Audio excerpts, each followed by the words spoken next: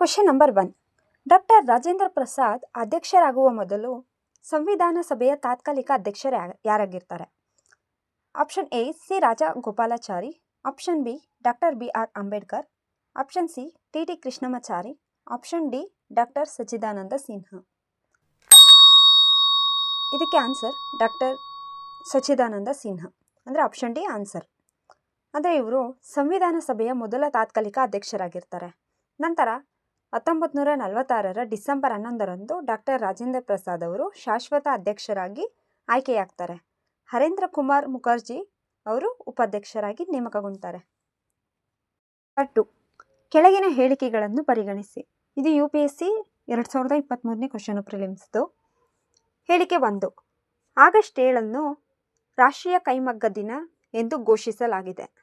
ಹೇಳಿಕೆ 2. ಇದೇ ದಿನ 1905ರಲ್ಲಿ ಸ್ವದೇಶಿ ಚಳುವಳಿಯನ್ನು ಆರಂಭಿಸಲಾಯಿತು. ಮೇಲಿನ ಹೇಳಿಕೆಗಳಿಗೆ ಸಂಬಂಧಿಸಿದಂತೆ ಕೆಳಗಿನ ಯಾವುದು ಸರಿಯಾಗಿದೆ?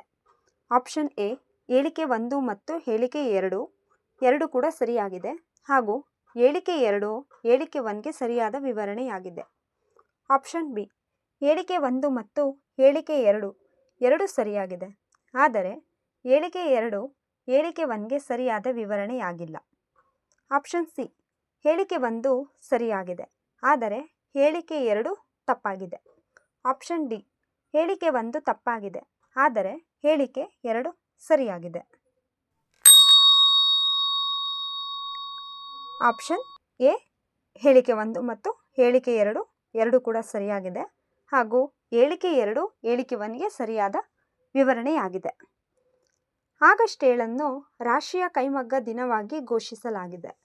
ಭಾರತ ಸರ್ಕಾರವು 2015ರಲ್ಲಿ ಸ್ವದೇಶಿ ಚಳುವಳಿಗೆ ಗೌರವ ಸಲ್ಲಿಸಲು ಹಾಗೂ ಭಾರತದಲ್ಲಿನ ಕೈಮಗ್ಗ ಉದ್ಯಮವನ್ನು ಉತ್ತೇಜಿಸಲು ಈ ದಿನವನ್ನು ರಾಷ್ಟ್ರೀಯ ಕೈಮಗ್ಗ ದಿನವಾಗಿ ಘೋಷಿಸಲಾಯಿತು. 1905ರ ಆಗಸ್ಟ್ 7ರಂದು ಸ್ವದೇಶಿ ಚಳುವಳಿಯನ್ನು ಕೂಡ ಆರಂಭಿಸಲಾಯಿತು. ಇದೇ ಕಾರಣಕ್ಕಾಗಿ ಈ ದಿನವನ್ನು ರಾಷ್ಟ್ರೀಯ ಕೈಮಗ್ಗ ದಿನವಾಗಿ ನಾವು ಆಚರಿಸ್ತೀವಿ.